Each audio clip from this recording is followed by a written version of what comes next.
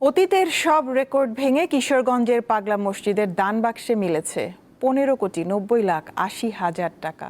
43 বস্তা টাকার পাশাপাশি মিলেছে স্বর্ণ অলংকার ও বিভিন্ন দেশের মুদ্রাও।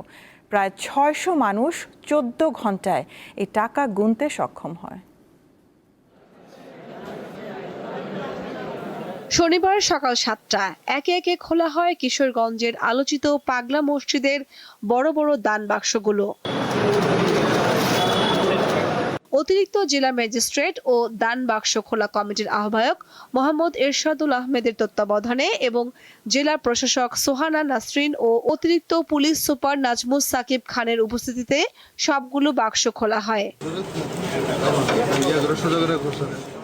দান বাক্স থেকে টাকাগুলো প্রথমে বস্তায় ভরে মসজিদের দ্বিতীয় তলায় নেওয়া হয়, পরে মেঝেতে ঢেলে শুরু হয় গণনা।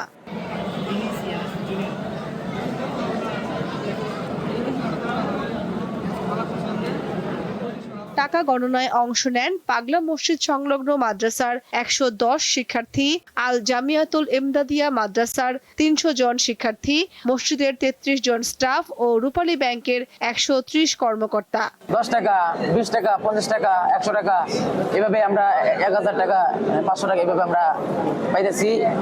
একসাথে এত টাকা কোথাও আমরা হয়তো দেখতে পারতাম না, বা বিনদেশি মুদ্রা, স্বর্ণালংকার বা বিনদেশি কয়েন গুনতে অনেক ভালো লাগে। সবাই একসাথে এতগুলো টাকা গুনি, তবে দান বাক্স খুলবে আর আমরা এই টাকাটা গণনা করব, মানে একটা আগ্রহ জায়গা আলাদা ভাবে। এখন আমাদের এই 15,90,80,146 টাকা। তো এখন এই যে আজকের অ্যামাউন্টটা, এই আজকের যে অ্যামাউন্টটা, এই অ্যামাউন্টটা আগের ওই অ্যামাউন্টের সাথে যোগ হবে।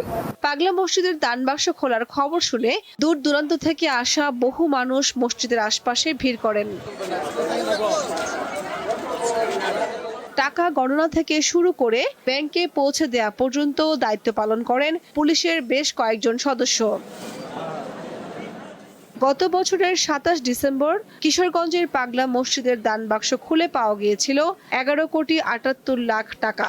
বর্তমানে রূপালী ব্যাংকে মসজিদটির হিসাবে 114 কোটি টাকা রয়েছে। কামরুন নাহার, দীপ্ত, বার্তা কক্ষ।